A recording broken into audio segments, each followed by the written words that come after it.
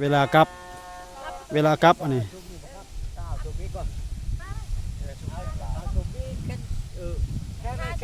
แก่ดีเก็บไปไว้เลยป่ะ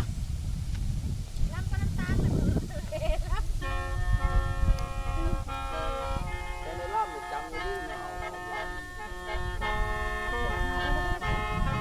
อยู่ใส่ก็มีแคนอยู่กลางทางก็มีแคน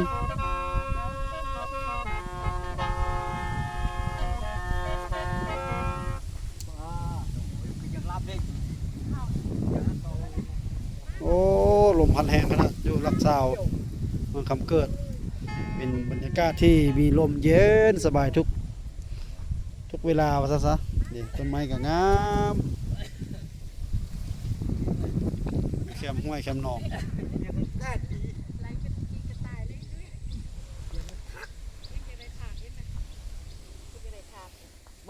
เวลากลับก็มีบรรยากาศที่ฟดฟื้นม่วนซื่นลำเมื่อเลยว่าซั่นนี่ขับลำเมื่อยย่างตามทางเมื่อเลยฮอดเฮือนประมาณ1 กิโลเมตรนี่แหละกำลังสิเปลี่ยนแคนไปย่างมาเลยบัดนี้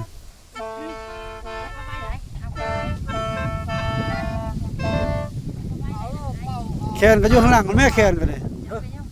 แคนก็อยู่ข้างหลังมันแม่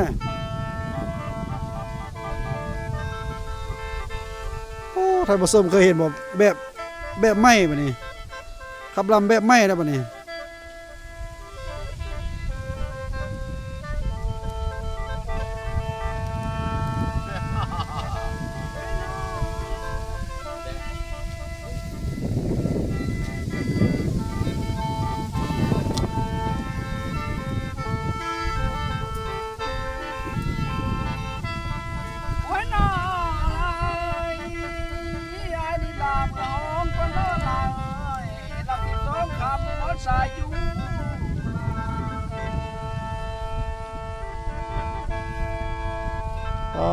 สวนต้นไม้งามครับ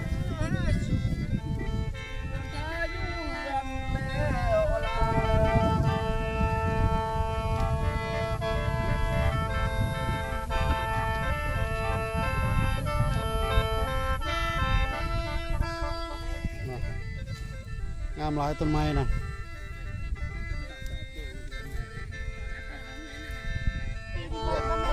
ตอนเปิดเงินบ้านแล้วตอนเปิดเงินอยู่ตามตอนเป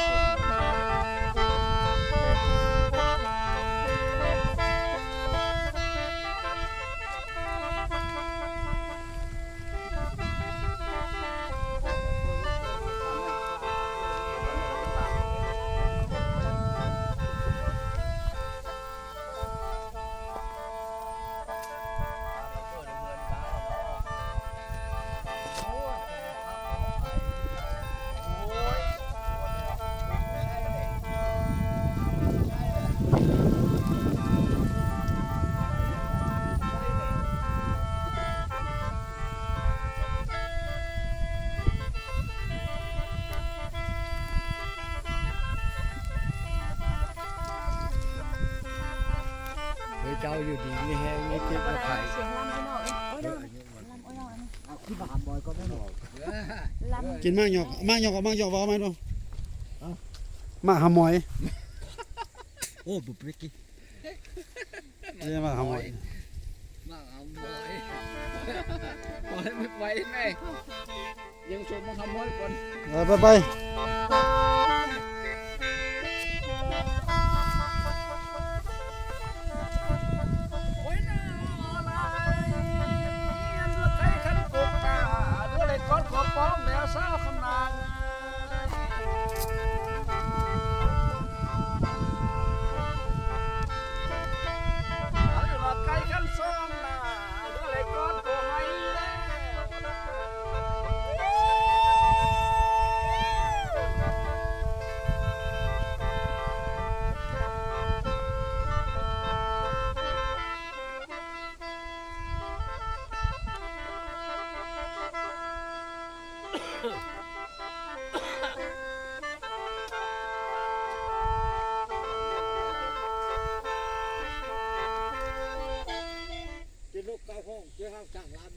โอ้ยบอก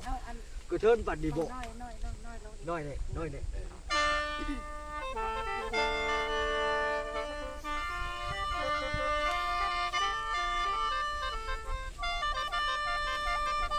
ยน้องอายบ้าไปน่ะตั้งไปน่ะอย่าเสียบน้ำคาเด้ออายเอ้ย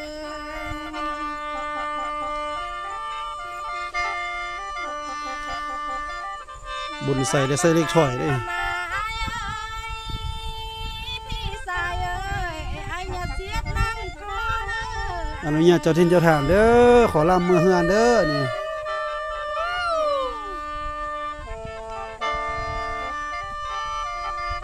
มาปัดมาเข้าบ้านไอ้อย่าก้อยตันเด้อไอ้เนย อ้าต้นไผ่งามนะต้นไผ่เนี่ยก็ได้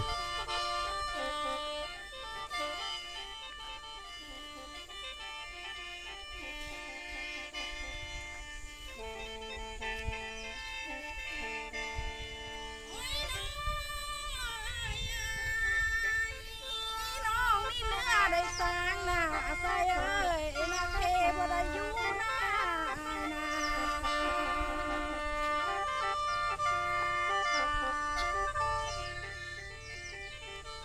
บ้านหลักที่สองนี่นะน้องเนื้อได้สร้างก็ยังได้อยู่ดนเด้ออายเด้อ นักที่ทางเนี่ยตะเป็นมาเลยตัวไฟนี้เป็นแล้วก็เขาใช้ได้ โอ้ยน้องอายเอ้ยไปบ้านนาเขหางนักการเป็นของมาเบิ่งแม่อายเอ้ย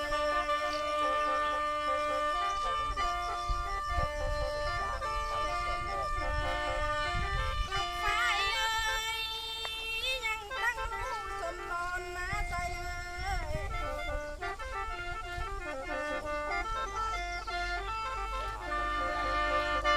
ลูกมอนเอ้ยยังตั้งอยู่สายลายสิไปหางอยู่บนไหนเด้อายเด้อ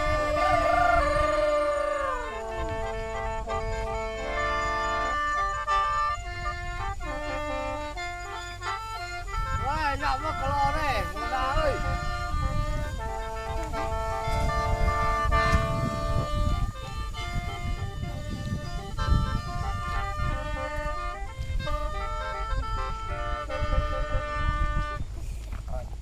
เป่าครับจ่อยครับเราเว้ยบ่หันบ่ใบนี่หรือเป่าแคนเป่าเมาได้เมาได้หรือเป่าแคน โอ้ทาง เอาแล้ว ทางงามขนาดนี้ใกล้ซ่อนเฮือนเราได้นี่ ซ้ายไปหาทางพักเลิกได้เสียงซ้ายได้เสียง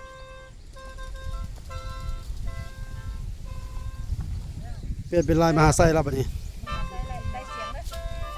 บ่อันมูนะ ทางใบผมว่าใส่ผม บ่เอ็ดผลลัพธ์ได้ โอ้ย่างไก่เติบได้ทำผสมเกือบฮอดกิโลพุ่นเลยกิโลปลายพุ่นละบ่เป็นฮอดเกือบฮอด ถึงแล้วเอ้ยถึงแล้วเออ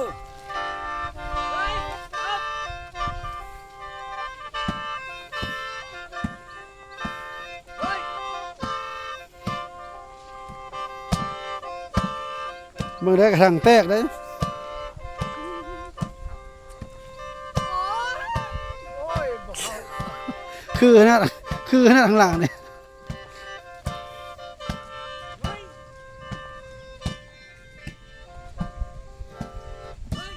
ของเขาบ่ได้ของเขาเนี่ย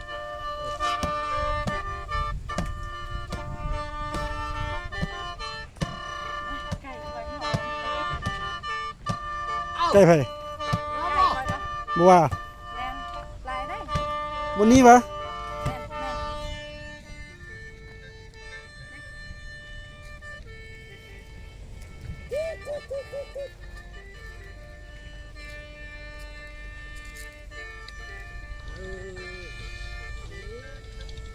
โอ้ตะเกียนจะไทยทุ่งงานบล็อกแม่นอันนี้เนาะ ปี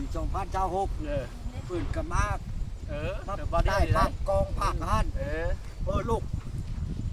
โลกโซเชี ชียลเห็น ลูกชูเชียวเห็นแล้วก็ลูกหลานเห็นปะเปยเป็นประบ้านเท่าเป็นนั่นเลยเนาะ แม่น ประบ้านเท่าชั่วเนี่ยดีเนี่ยนะรับบ่ ผู้แบกแคนซีเรียสเลย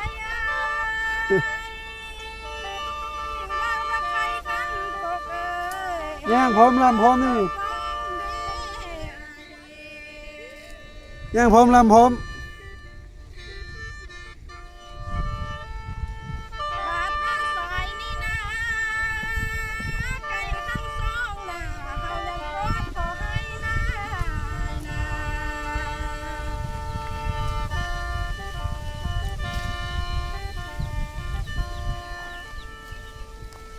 บาดไก่กันเลยสุขใจไอ้จังสังละเมื่อน้อยน้อย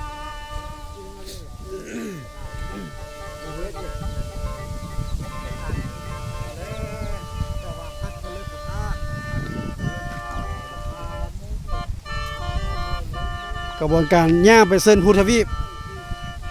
เพื่อไปอำเซินพระไตรปิฎก อันนี้ทีมงานไปเส้นพุทธวีปเด้อนี่สิไปอำเซินพระไตรปิฎกอยู่พุ่นพุ่นละ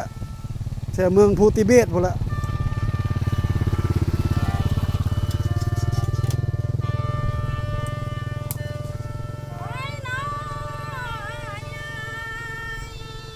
ผ่านบ้านเฮือนพ่อแม่พี่น้องหลายเฮือน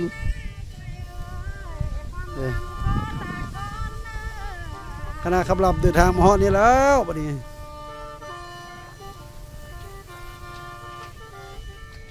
ไว้ก่อนเลยให้อายก็นอนห้างก็คุกคืนได้อายได้ หลังคาถือว่าสูงเติบไว้อยู่ปู่ว้าท้องฟ้า บ้านลัก12เด้อ ธรรมชาติงามพะนักพะนะสีฟ้าเขียวทึม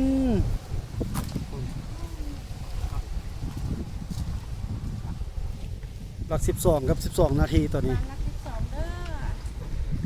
อง ามพะนักพะนะเบิ่งเส้นทางก็มีต้นไม้แคมทางเลย ดีบ่ดีอ่ะดีใจบ่ดีดีใจไป มาเลยเจ้าของสวน อันนี้เจ้าของสวนนั่นนี่ขี่มา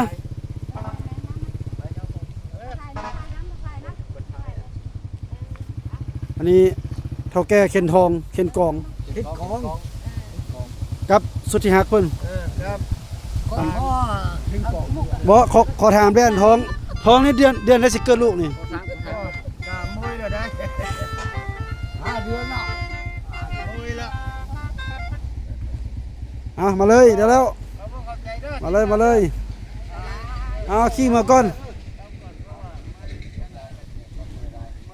เดี๋ยวเอาดีได้มาได้เลย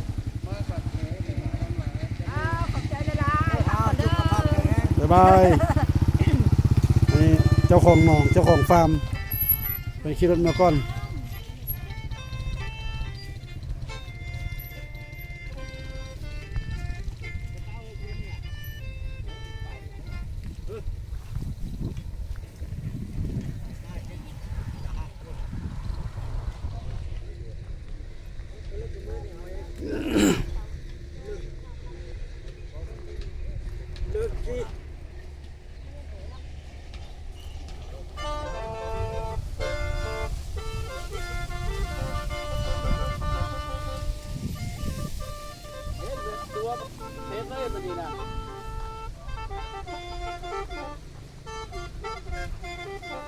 โอ้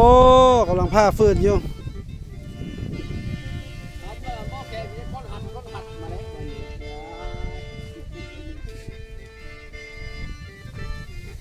เอาไปซะละ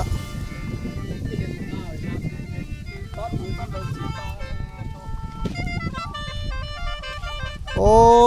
ผ่านเส้นทางนี้ถือว่าได้ไปประกาศปริญญาเอกเบัดนี่5 คนเฮานี่เอกในการย่าง ก็ยอกสิเด้อท่านผู้ชมเด้อ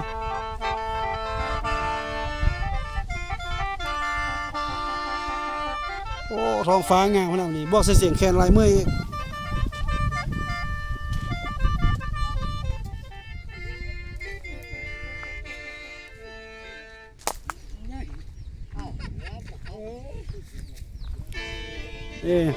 อยู่ต่างประเทศบ่ได้เห็นเราเข้าโดนละอันนี้เราเข้าดิเราเข้าไทยเมื่อยเฮานี่แหละไทยเมื่อยแท้ๆเฮานี่แหละนี่มีไก่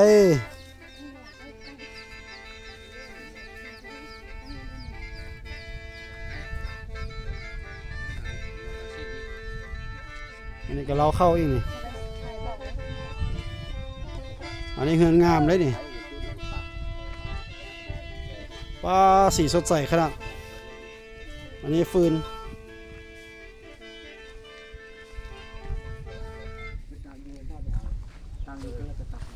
เว้นปัญหาเลิก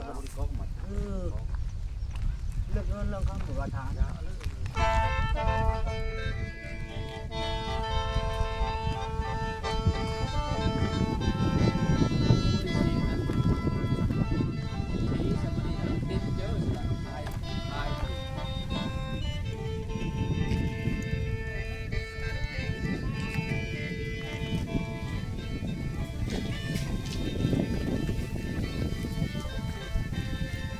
งงเลย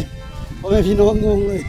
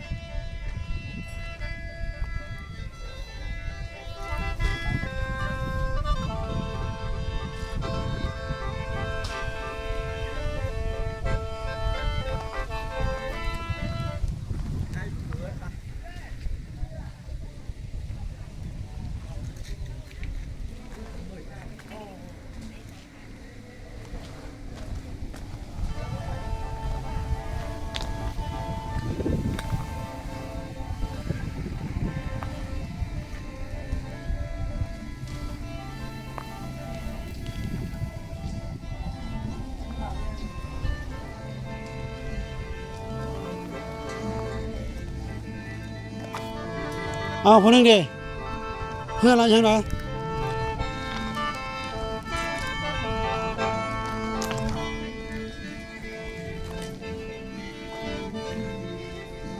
มาฮอดในเมืองแล้วบัดนี้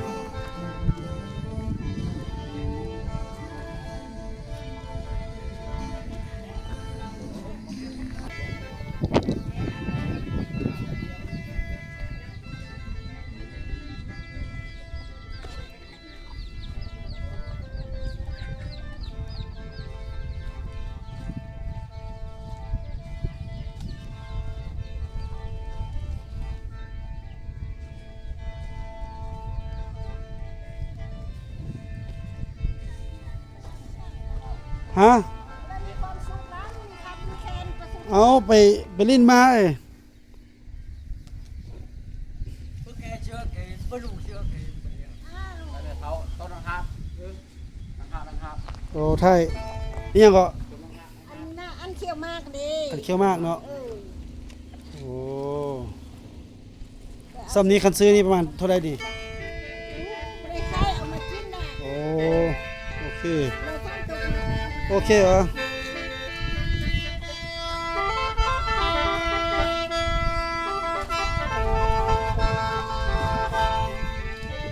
เล็กน้อยก็มาเห็นอยากเห็นเอาเล็กน้อยกันเลย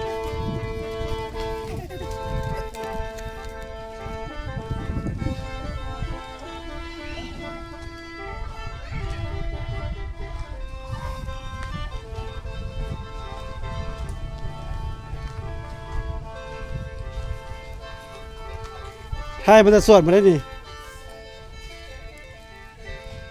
มาฮอดแล้วมาฮอดหานแม่ค้าคนใจดี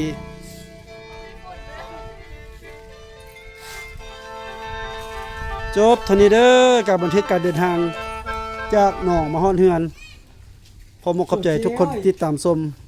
ซ่องบนใสๆขอบใจบ๊ายบายมาฮอดแล้วบัดนี้ เดี๋ยวมอนหานแม่ค้าคนงามแล้วนี่ ฮ่า